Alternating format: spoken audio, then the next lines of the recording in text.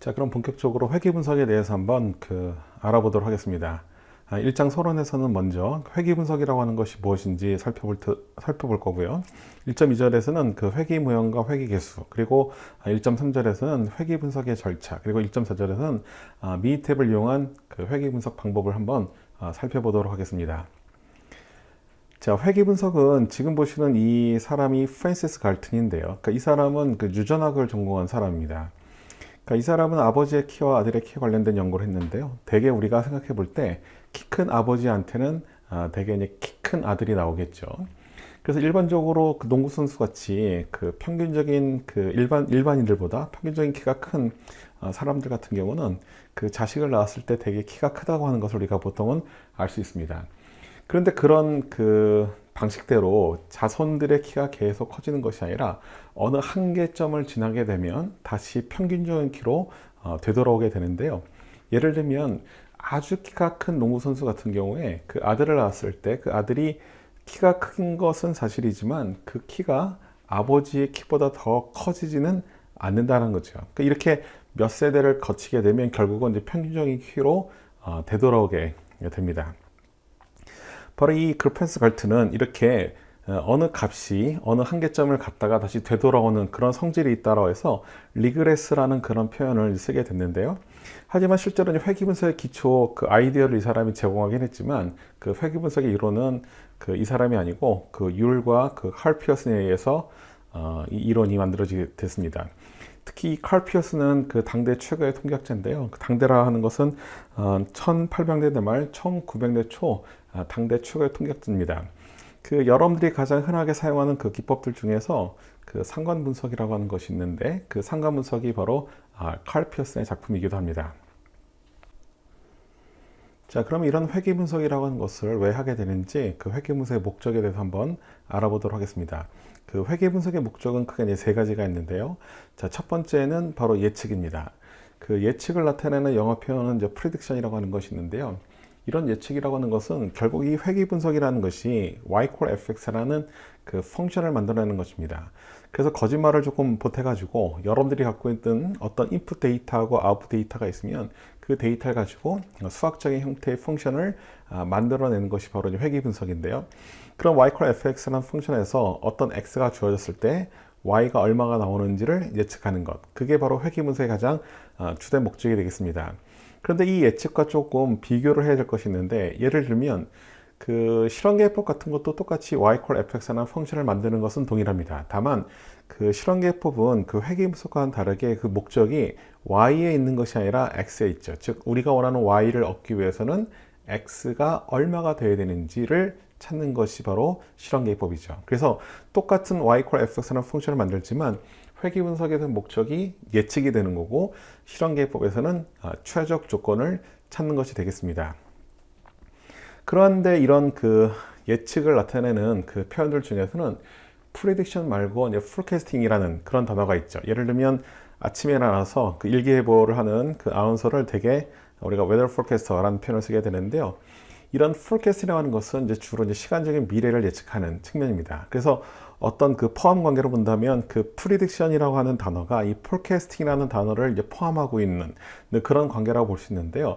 그래서 이 프리딕션은 시간적인 미래를 예측하는 개념도 포함을 하고 있지만 조금 다르게 본다면 지금까지와는 다른 상황에서는 어떻게 될 것인가, 그거를 예측하는 것이 바로 여기서 말하는 프리딕션의 의미가 되겠습니다. 자, 그리고 이제 두 번째는 그 모수 추정이라고 되어 있는데요. 영어로는 parameter estimation 이렇게 되어 있습니다. 자, 그러려면 먼저 이 모수라고 하는 것이 무엇인지부터 그 생각을 해봐야 되는데요. 이 모수라고 하는 단어는 우리가 기초 통계를 배울 때 모수라고 하는 것을 뭐라고 정의했냐면 모집단의 데이터 특성이라고 우리가 정의했습니다. 즉 모집단의 데이터 특성이라는 것은 예를 들어서 평균 같은 것만 보더라도 표본의 평균이라고 하는 것은 x 바로 표현하고 모집단의 평균이라고 하는 것은 뮤라고 표현하죠. 마찬가지로 표준 편차 같은 경우도 표본 표준 편차 같은 경우는 s로 표현하는 반면에 모집단의 표준 편차는 우리가 보통 시그마로 표현합니다. 이때 이 뮤라든가 또는 시그마와 같은 값들을 우리가 모수라고 하는데요. 이런 모수는 우리가 알고 싶어하는 값이지만 실제로는 알 수가 없는 그런 값이 됩니다. 그래서 이 모수 추정이라는 것은 그런 모수를 어떻게 추정하느냐, 그걸 얘기하는데요. 회귀 분석에서의 모수라고 하는 것은 의미가 뭐냐면, 우리가 아까 조금 전에 y 콜 fx라는 펑션을 만들어낸다는데 가장 단순한 펑션을 하나 생각을 해보죠. 예를 들면 y는 베타 제로 플러스 베타 1 x라고 하는 그런 우리가 1차식을 한번 생각해 보겠습니다. 그럼 이 식에서 베타 제로와 베타 1이라는 표기가 있는데요. 일반적으로 표기하는 방식에 있어서 우리가 모수라고 하는 것은 그리스체로 되게 표기를 합니다. 그래서 여기서 말하는 뮤 제로와 뮤 1이 바로 모수에 해당이 되는데요. 그래서 이 뮤 1과 뮤 제로가 얼마인지를 추정하는 것, 그게 바로 모수 추정이 되겠습니다. 그러면 이런 모수를 추정해 가지고 어디다 활용하는지를 살펴봐야 되는데, 예를 들면 베타 제로 같은 경우는 만약에 이 베타 제로가 0이라면 그 직선은 어디를 통과하게 되냐면 원점을 통과하게 됩니다. 그리고 이 베타 1 같은 경우는 기울기가 되겠죠. 이제 기울기의 의미라고 하는 것은 x가 한 단위 증가할 때 y가 이 베타 1 크기만큼 변한다, 그런 얘기가 되겠죠. 그래서 이런 베타 제로와 베타 1을 통해서 뭔가 우리가 해석을 할 수 있게 됩니다. 그래서 이런 모수를 추정하는 것이 회귀 분석에서 굉장히 중요한 두 번째 목적이 되겠습니다. 자, 그리고 이제 세 번째 목적은 그 변수 선별이라고 하는 것이 있는데요. 이 변수 선별은 뭐냐면, 실제 우리 공정에 있는 데이터를 가지고 이런 모델링을 하게 되면 거기에는 그 인풋에 해당하는 변수가 한 가지만 있는 것이 아니라 꽤 여러 가지가 있게 됩니다. 근데 그런 여러 가지의 x 변수들 중에서 실제로 y라고 하는 것과 관계가 있는 것도 있지만 관계가 없는 것도 있겠죠. 그러면 그런 여러 개의 변수들 중에서 관계가 있는 것과 관계가 없는 것을 이렇게 솎아내는 그런 목적으로 우리가 실험을 하게 됩니다. 그래서 세 번째 목적은 변수 선별이 되겠습니다. 물론 이러한 목적들 말고 또 다른 목적으로 활용을 하기도 하지만 가장 주된 목적 세 가지는 이렇게 예측, 그리고 모수 추정, 그리고 변수 선별이 있게 됩니다. 자, 다음은 회귀 분석의 종류에 대해서 한번 알아보겠습니다. 회귀 분석은 그 분류하는 방법에 따라서 그 종류가 좀 나눠지는데요. 첫 번째는 예측 변수의 수에 따라서 분류가 됩니다.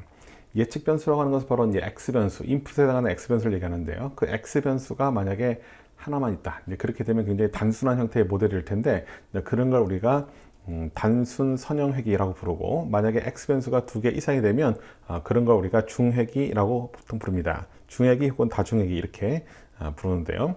이것은 예측 변수의 수에 따른 분류가 되겠고, 또 다른 분류 방법은 뭐냐면 그 반응 변수의 타입에 따라서 분류가 됩니다. 그 반응 변수의 타입이 연속형인 경우는 이제 선형회귀라고 보통 부르고, 반응 변수가 연속형이 아니고 만약에 범주형의 타입을 얘기하는데요. 이제 범주형이라는 것은 이제 두 가지가 있죠. 하나는 순서형, 순서가 있는 순서형이라든가 또는 순서가 없는 명목형, 이런 타입의 반응 변수를 갖는 경우는 그 비선형의 형태를 갖게 됩니다. 그래서 선형회귀냐 비선형이냐 이렇게 구분하게 되는데요. 비선형회귀의 가장 대표적인 것이 로지스틱 리그레션이기 때문에 우리 이 회귀 분석의 마지막 챕터에서 로지 회귀 분석에 대해서 다루게 됩니다. 자, 그러면 그 회귀 분석이라는 것과 실험계법이라고 하는 것이 어떤 차이가 있는지를 잠깐 살펴보도록 할 텐데요. 그 기본적으로는 y 콜 fx라는 펑션을 만드는 것은 동일합니다. 다만 이제 쓰임새가 조금 다르다고 볼 수 있는데, 가장 큰 차이는 목적이 다릅니다. 아까 말씀드린 것처럼 실험계법이라고 하는 것은 이제 최적 조건을 도출하는 것이 가장 주된 목적인 반면에, 회귀 분석이라고 하는 것은 예측을 하는 것이 가장 주된 목적이 되겠습니다. 또한 이 실험계법이라고 하는 것은 실험을 통해서 데이터를 얻게 되는데요. 사실 근래에 우리가 이런 실험을 통해서 데이터를 얻는 것은 굉장히 힘이 듭니다. 그래서 자료를 습득하는 것이 상당히 어렵고요. 반면에 회귀 분석 같은 경우는 우리 공정 DB에 많은 데이터들이 있습니다. 그런 데이터를 내려받아 가지고 우리가 이제 분석을 할 수 있기 때문에 실제로 데이터를 얻기가 굉장히 쉽습니다. 그래서 이 데이터 습득이라고 하는 것이 실험계법은 인위적으로 얻어야 되는 반면에, 회귀 분석은 사실은 자연적으로 우리가 공정에서 늘 얻는 그런 데이터를 가지고 분석을 하게 됩니다. 그러다 보니 이 데이터 양이라는 것이 실험계법 데이터 양이 굉장히 적은 반면에, 회귀 분석에서 사용되는 데이터 양은 그 데이터 수가 굉장히 늘어나게 됩니다. 다만 이 분석의 난이도에 있어서는 실험계법 같은 경우는 적은 데이터를 통해서 분석을 해야 되다 보니까 그 적은 데이터를 얻을 때 그 데이터 안에 굉장히 많은 양의 정보가 포함이 되도록 합니다. 그렇기 때문에 데이터의 개수는 적지만 그 안에 굉장히 많은 양의 정보가 포함이 되도록 해야 되는데, 그 과정에서 데이터의 구조가 굉장히 잘 갖춰지게 됩니다. 그래서 이 분석의 난이도가 회귀 분석에 비하면 좀 쉬워요. 반면에 이 회귀 분석 같은 경우는 공정에 있는 데이터를 가지고 하다 보니까 양은 많지만 이 데이터들이 약간 지저분합니다. 그래서 분석을 할 때 굉장히 어려움을 느끼게 돼요. 그래서 난이도가 본다면 실험계획법보다 회귀 분석이 좀 더 어렵다고 할 수가 있겠습니다. 자, 그러면 회귀 모형이라고 하는 것이 어떤 것인지를 볼 텐데요. 지금 슬라이드에 보시는 것처럼 y fx라는 형태의 식이 나오는데요. 이 식에서 이제 베타 0, 베타 1, 베타 2와 같은 이런 베타들을 우리가 회귀 계수라고 부릅니다. 그리고 그 베타에 붙어 있는 x라고 하는 것이 있는데 그 x는 바로 인풋에 해당하는 것이 되겠죠. 그래서 이런 인풋에 해당하는 것을 우리가 예측 변수라고 부르는데 얘는 부르는 이름이 예측 변수 말고 독립 변수라고 표현을 하기도 하고 또는 반응 변수를 설명할 때 쓰는 변수다. 그래서 설명 변수라는 표현을 쓰기도 합니다. 반면에 이 y라고 하는 것은 x에 의해서 예측이 되는 값이기 때문에 이것들을 우리가 반응 변수라고 부르고 그리고 x에 의해서 결정이 되는 거기 때문에 그래서 이런 것들을 우리가 종속 변수라고 부릅니다. 그래서 지금 이 교재에서는 그 x는 주로 예측 변수라는 표현을 썼고 그리고 y라고 하는 것은 반응 변수라는 표현을 썼는데요. 시중에 있는 책들을 여러분들 읽다 보면 이렇게 좀 표현을 좀 다르게 쓴 것들이 있기 때문에 그래서 이러한 표현들이 결국은 같은 표현이라고 하는 것을 조금 알고 사용하시기 바랍니다. 자, 다음은 이 회귀계수 추정에 대해서 한번 알아볼 텐데요. 사실은 앞에서 우리가 회귀 모형에서 y fx라는 펑션에 있어서 베타 0 또는 베타 1과 같은 이런 회귀계수라고 하는 것이 존재한다고 했는데 이런 회귀계수를 추정하는 것이 굉장히 중요합니다. 근데 이 회귀계수를 어떻게 추정하는지를 잠깐 보여드릴 텐데요. 회귀계수를 추정하는 것은 우리가 갖고 있는 데이터하고 식을 만들었을 때 그 식이 얼마나 좋은 식이냐 이걸 나타내는 그 지표질 중에 하나가 뭐냐면 잔차라고 하는 것이 있습니다. 그럼 이 잔차라고 하는 것은 실제 관측이 된 값하고 예측된 값의 차이를 의미하는데 이 잔차라고 하는 것은 플러스가 될 수도 있고 마이너스가 될 수 있습니다. 그래서 이 잔차들을 어떻게 하냐면 제곱을 취해서 다 더하게 됩니다. 그래서 이 잔차의 제곱합이 최소가 되는 그런 베타 0와 베타 1을 추정하는 방식으로 우리가 회귀 모형을 만들게 되는데요. 그래서 이렇게 베타 0와 베타 1을 추정하는 이런 형태의 어떤 방식을 최소 자승법 또는 최소 제곱법, 영어로는 리스트 스퀘어 에스티메이션 이렇게 우리가 부르게 됩니다. 자, 다음은 이러한 회귀계수가 추정이 되었을 때 우리가 이 회귀계수를 믿고 우리가 모델을 쓸 수 있는지 없는지를 따지기 위해서 해야 할 일이 하나 있는데요. 그 일이 뭐냐면 바로 이 회귀계수에 대한 검정이 되겠습니다. 그래서 y fx라는 펑션을 만들었는데 그 중에서 가장 단순한 y 베타 0 플러스 베타 1 x라는 펑션에서 이 베타 0와 베타 1에 대해서 그 값이 0인지 아닌지에 대한 가설 검증을 수행하게 됩니다. 예를 들면 베타 0의 값이 0이라면 그 모델은 원점을 통과할 거고 베타 1이라는 값이 0이 되는 경우는 이건 굉장히 중요한 문제인데요. 만약에 이 베타 1 같은 경우가 0이 된다면 그 x에다가 어떤 값을 대입하더라도 0과 곱해지기 때문에 y가 전혀 변하지 않게 됩니다. 그러면 이 x값을 변화를 주더라도 y가 변하지 않는다면 그 x하고 y는 전혀 관계가 없게 되겠죠. 즉 무슨 얘기냐면 우리가 이 회귀 분석에 투입된 예측 변수 x하고 반응 변수 y 간에 관계가 있는지 없는지를 바로 이 베타 1이라고 하는 회귀 계수의 값이 0인지 아닌지를 통해서 우리가 확인하게 됩니다. 그래서 회귀 분석에서 가장 중요한 것은 바로 이 x라고 하는 예측 변수 앞에 붙어 있는 회귀 계수의 값이 0인지 아닌지를 따지는 그런 가설 검증의 결과, 즉 P값이 굉장히 중요하다고 할 수 있겠습니다. 자, 그러면 지금까지 우리가 이러한 회귀 분석의 일반적인 내용에 대해서 좀 알아봤는데요. 그러면 이 회귀 분석을 어떤 절차에 의해서 수행하는지를 한번 살펴보겠습니다. 그 모든 데이터 분석이 마찬가지겠지만 회귀 분석에서도 제일 먼저 해야 될 것은 뭐냐면 그래프를 그리는 겁니다. 그래서 이 적절한 그래프를 선택을 해야 되는데요.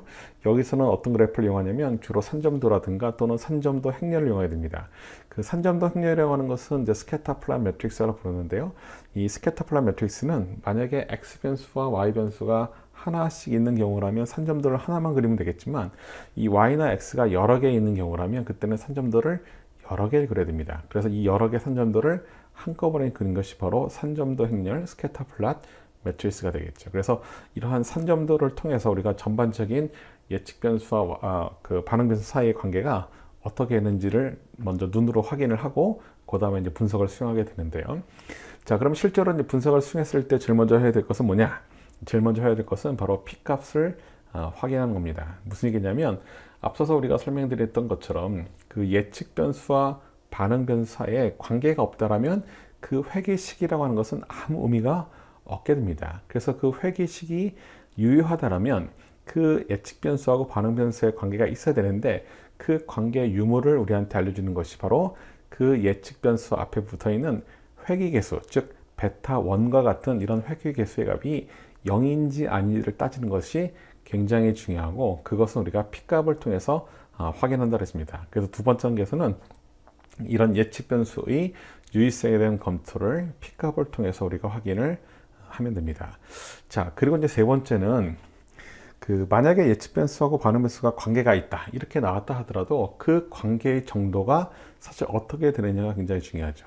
그래서 만약에 그 관계가 있긴 있지만 관계의 정도가 굉장히 약하다라면 그런 경우라면 그 식은 활용하기가 조금 어려울 겁니다. 그래서 그 예측 변수와 반응 변수 사이의 관계가 얼마큼이나 있는지 그걸 나타내는 지표가 바로 결정계수가 되는데요. 이 결정계수에 대해서는 조금 뒤에 다시 자세히 설명을 하도록 하겠습니다. 그래서 이 결정계수의 값이 크면 클수록 일반적으로 좋은 건데, 그 의미는 뭐냐면 그만큼 그 식이 데이터를 잘 설명한다, 이렇게 의미를 둘 수 있겠습니다. 자, 네 번째로는 그 모든 데이터 분석에서 우리를 괴롭히는 것이 하나 있는데요. 바로 이상치가 되겠죠. 마찬가지로 회귀 분석에서도 이런 회귀식을 만드는 과정에서 혹시 이상치가 존재하는지 그걸 우리가 확인하게 되는데요. 자, 이상치를 확인하는 것은 이제 크게 두 가지 지표가 있습니다. 한 가지는 그 표준화 전차라고 하는 걸 통해서 확인을 할 수 있겠고, 또 한 가지는 그 쿡스 디스턴스라고 하는 걸 가지고 우리가 확인하게 됩니다. 이런 두 가지 지표를 통해서 우리가 이상치 유무를 확인을 해 보도록 하겠습니다. 자, 마지막으로는 자, 모형의 적합성이라고 하는 것을 검증하게 되는데, 이 모형의 적합성을 검증한다는 것은 혹시 앞에 이 단계에서 회귀식을 만드는 과정에서 우리가 혹시 누락한 점은 없는지, 그 마지막으로 누락한 것은 없는지를 확인한 단계가 되겠습니다. 그래서 그런 것을 확인해서 이상이 없다라면 우리가 그 모델을 가지고 예측을 하는데 활용하면 되는데요.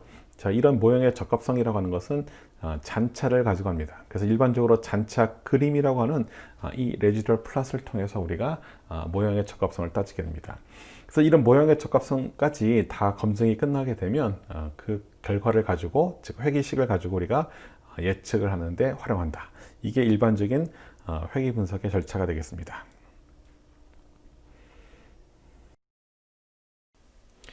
자, 그럼 이제 그 미니 탭을 이용해서 회귀 분석을 한번 그 수행해 보도록 하겠습니다. 그 회귀 분석하기 위해서는 먼저 그 데이터를 불러야 되는데요. 그 교재에 있는 데이터를 그 지금 보시는 것처럼 워크시트에 불러옵니다. 자, 그리고 이제 회귀 분석을 사용하기 위한 미니 탭 메뉴는 그 메인 메뉴 중에서 그 스탯이라는 메뉴를 누르시면 이렇게 리그레션이라고 하는 메뉴가 보입니다. 그리고 그 아래쪽에 그 리그레션에 관련된 굉장히 많은 서머 메뉴들이 존재하는데요. 자, 그 중에서도 여기 첫 번째 보시면 그 Fitted Line Plot이라고 하는 것이 하나가 있고, 그 다음에 리그레션이라는 두 개의 메뉴가 있습니다. 이 두 가지 메뉴가 그 선형 회귀 분석을 할 때 가장 흔하게 사용하는 메뉴가 되겠습니다. 자, 그 중에서 먼저 여기 있는 Fitted Line Plot을 이용해서 분석을 해 보도록 하겠습니다. PT 라인 플롯을 이용해서 그 분석을 하기 위해서는 지금 보시는 대화 상자의 리스판스에다가 반응 변수인 웨이트를 집어넣고, 그리고 예측 변수 하이트를 집어넣습니다. 자, 그리고 그 아래쪽에 보시면 타입 오브 리그레션 모델 해가지고 모델 세 가지 옵션 버튼이 있는데요. 거기에 있는 리니어, 그리고 쿼드레틱, 큐빅이 있습니다. 자, 리니어는 1차식을 의미하는 것이고, 쿼드레틱은 2차식, 그리고 큐빅은 3차식을 만드는 경우에 사용하면 되겠습니다. 자, 그런데 지금 보시면 화면 아래쪽에 여러 개의 그 버튼들이 보이는데요. 그 버튼들 중에서 옵션이라는 버튼을 한번 눌러 보겠습니다. 자, 이 옵션 버튼을 누르게 되면 지금 보시면 몇 가지 그 체크박스가 나오는데요. 그 중에서 이제 중간에 보시면 디스플레이 옵션스 해가지고 디스플레이 컨피던스 인터벌, 그리고 디스플레이 프리딕션 인터벌, 이 두 개의 체크박스가 있는데 여기에 체크를 하겠습니다. 자, 그런 다음에 자, OK 버튼을 누르겠습니다. 자, 그리고 우리가 회귀 분석의 마지막 단계에서 하는 것이 뭐였냐면 바로 이 모형의 적합성을 확인하는 것이었는데요. 그 모형의 적합성을 확인하는 것은 잔차 그림을 통해서 하게 됩니다. 그래서 이 잔차 그림을 그리기 위해서는 여기 있는 이 그래프 버튼을 이제 클릭을 하면 보시는 것처럼 모두 4개의 체크박스가 있는데, 즉 4종류의 잔차 그림을 여러분들이 그릴 수 있습니다. 그런데 이 4개의 잔차 그림을 한꺼번에 그리기 위해서는 그 아래쪽에 보시면 그 4in 1이라고 하는 것이 있는데요. 자, 이 옵션 버튼을 선택합니다. 자, 그리고 OK. 자, 그리고 또 OK 버튼을 누릅니다. 자, 이렇게 되면 그 세션 창에 결과물들이 이제 출력이 되는데요. 이 출력된 결과물을 하나씩 확인을 해 보도록 하겠습니다. 먼저 맨 위에를 보시면 리그레션 이퀘이션 해가지고 그 회계식이 나오는데요. 그 회계식은 반응 변수 웨이트하고 하이트 사이의 관계를 나타내주는 식이 되겠습니다. 자, 그리고 그 아래쪽에는 모델 서머리라고 하는 것이 있는데, 이 모델 서머리는 모델의 어떤 평가를 할 수 있는 지표들이 되겠습니다. 그리고 먼저 S라고 하는 것이 나오는데요. 이 S는 예측 오차를 나타내는 표준배차가 되겠고요. 자, 그리고 결정계수인 R스퀘어, 그리고 수정 결정계수 R스퀘어 어저스티드라는 것이 출력이 되겠습니다. 자, 그러면 결정계수가 61.6%니까 지금 여러분들이 갖고 있는 이 식을 가지고 데이터의 약 61.6% 정도를 설명할 수 있다, 이제 그런 얘기가 됩니다. 이 결정계수와 관련된 자세한 설명은 뒤에서 다시 한번 자세히 하도록 하겠습니다. 자, 그리고 그 다음에 이제 분산 분석이라고 하는 것이 나오는데요. 우리가 이 회귀 분석을 할 때 맨 처음에는 그 산점들을 그리고, 이제 두 번째는 P값을 본다 그랬습니다. 바로 이 P값을 보시면 그 0.000 이렇게 나왔는데, 대개 우리가 유의수 알파를 5% 놓고 이제 분석을 한다면 P값이 유의수보다 작습니다. 이런 경우에 이제 해석은 뭐냐면, 맨 위에는 회계식에 하이트라고 하는 예측 변수가 있는데요. 그 예측 변수 앞에 보시면 현재 회계 개수가 5.092로 이렇게 예측이 추정이 되어 있습니다. 바로 이 값을 0으로 볼 수 있느냐 없느냐를 판단하는 것이 바로 이 P값이 되는데요. P값이 작으면 귀무가설을 기각하겠죠. 그래서 귀무가설을 기각한다는 얘기는 여기는 5.092라고 하는 회계개수의 값을 0으로 볼 수가 없다. 그 얘기는 무슨 얘기냐면 하이트하고 웨이트 사이의 관계가 있다, 이런 얘기가 됩니다. 즉, 두 개의 예측 변수와 반응 변수 사이에 그 관계가 있다는 전제하에서 이 모델이 얼마나 데이터를 잘 설명하는지는 이제 결정계수 61.6%로 해석을 하면 되겠고, 자, 그러면 우리가 이제 네 번째 단계에서는 뭘 해야 되냐면 이상치 유무를 확인해야 되는데, 우리가 지금 사용한 이 Fitted Line Plot이라고 하는 이 메뉴에서는 그런 이상치 유무를 확인할 수가 없습니다. 이 아래쪽에 보시면 이제 산점도가 나타나 있는데요. 그 산점도와 더불어서 이제 회계식도 이렇게 표시가 되어 있는데, 그 지금 이 그림으로 보면 몇 개의 점들이 조금 벗어나 있는 데이터들이 보이긴 하는데, 이거는 확실하게 이상치라고 판단하기가 조금 어려울 수 있습니다. 그래서 PT 라인 플러스에서 이상치 유무를 확실하게 알 수는 없고, 다른 메뉴에서 우리가 이제 확인하게 됩니다. 그래서 이 PT 라인 플러스는 거기까지가 약간 한계라고 볼 수가 있습니다. 눈으로만 우리가 이제 확인을 해야 됩니다. 자, 그리고 이 그 아래쪽에 있는 PT 라인 플러스에 있는 그래프 중에서 그 여기 보시면 이렇게 점선으로 표시되어 있는 것이 있는데요. 안쪽에 점선으로 표시되어 있는 것이 바로 컨피던스 인터벌이 되겠고, 그 바깥쪽에 있는 점선이 바로 프리딕션 인터벌이 되겠습니다.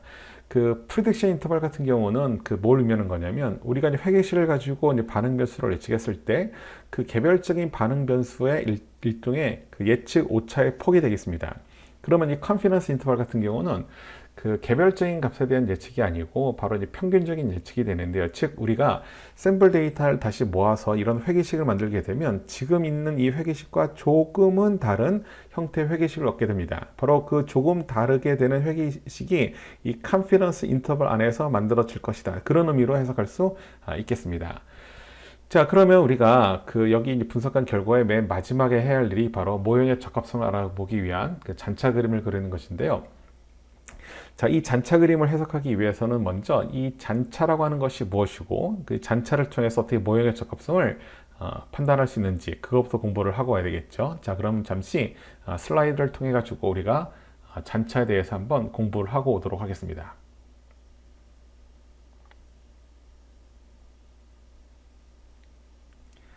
자, 잔차에 대한 그 공부를 하고 우리가 지금 이 그림을 이제 해석을 해야 되는데요. 지금 보신 것처럼 이 잔차 그림이라고 하는 것은 모두 네 가지 형태의 그림이 있습니다.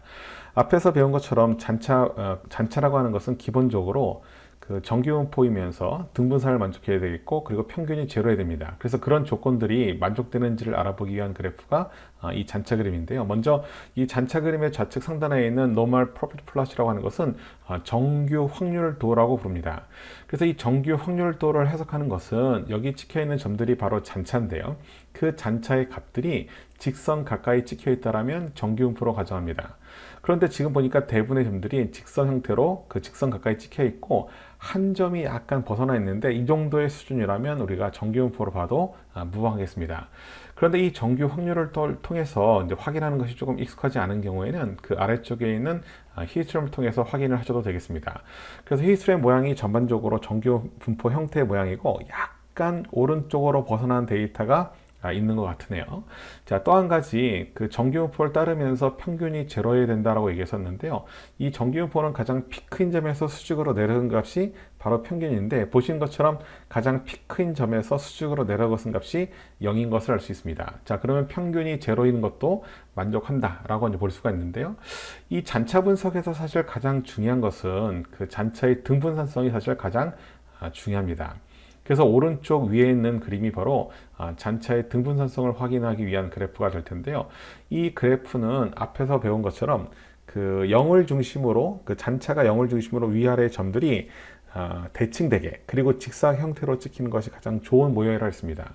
지금 찍혀져 있는 모형들, 그 그림을 보게 되면 전체적으로 볼 때 특정한 형태의 패턴이 나타나 있는 것처럼 보이진 않습니다. 그래서 이 정도 수준이라면 우리가 등분산성을 만족한다라고 볼 수가 있겠습니다. 자, 그리고 오른쪽 하단에 있는 그래프는 뭘 하는 거냐면, 기본적으로 잔차라고 하는 것은 독립이어야 됩니다. 즉 시간에 따른 독립이어야 되는데, 만약에 어떤 잔차의 모양이 사이클과 같이 어떤 주기적으로 움직이는 모습을 나타낸다면 그거는 지금 우리가 갖고 있는 이 데이터들이 어떤 시간의 영향을 받고 있다, 그런 얘기가 됩니다. 근데 지금 여기 이 잔차 그림을 통해서는 사실 그런 것을 판단하기가 그렇게 쉽지는 않습니다. 그래서 전문가들이 볼 때는 어느 정도 판단할 수 있겠지만, 그 초보자들이 볼 때는 아주 뚜렷하게 사이클 형태가 나오지 않는 한은 지금 판단하기 어렵는데요. 그러니까 이 정도의 수준이라면 그 특별히 그 독립성을 해친다고 볼 수는 없겠습니다. 자, 이렇게 해서 우리가 그 회계 분석을 하는 5개의 절차를 다 알아봤는데요. 이 5개의 절차상으로 볼 때 특별히 문제가 있어 보이진 않습니다. 그러면 저 위에서 우리가 도출한 그 회계식을 이용해 가지고 그 다음에 해야 될 일이 뭐냐면 바로 예측을 해야 되겠죠. 자, 그런데 지금 우리가 사용한 이 fit line plot이라고 하는 이 메뉴는 여기까지만 분석이 가능합니다. 즉 예측까지는 되지가 않습니다. 그래서 예측을 하기 위해서는 이 fit line plot을 가지고 분석을 하면 안 되고 다른 메뉴를 가지고 분석을 해야 됩니다. 자, 그러면 회계 분석을 할 수 있는 두 번째 메뉴를 한번 알아보도록 하겠습니다.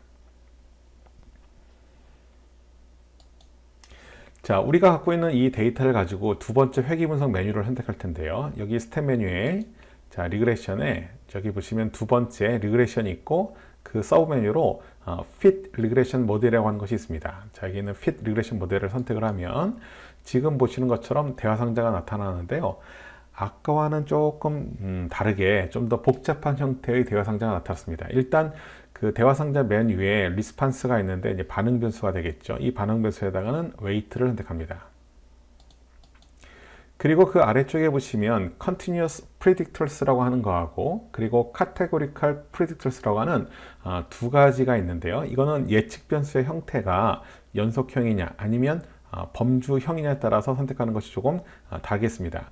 그래서 우리가 지금 갖고 있는 예측 변수는 하이트인데, 이 하이트는 연속형이기 때문에 이 하이트를 이 아래쪽에는 Continuous Predictors에다가 선택을 해주시면 되겠습니다.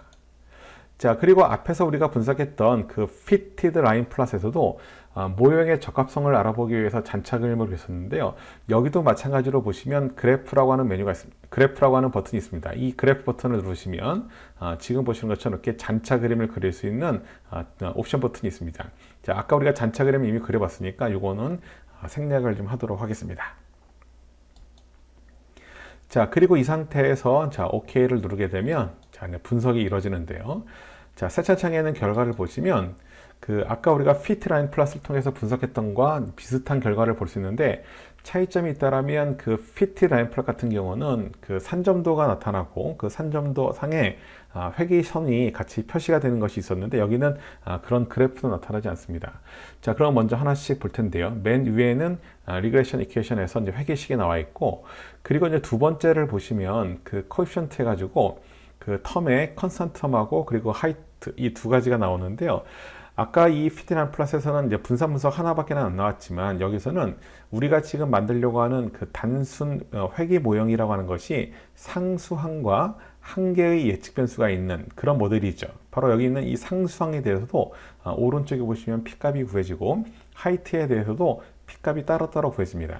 그러면 여기 있는 컨스턴트에 대한 P값이 0.000이라고 이렇게 나온 것은 5%보다 굉장히 값이 작다는 얘기인데요.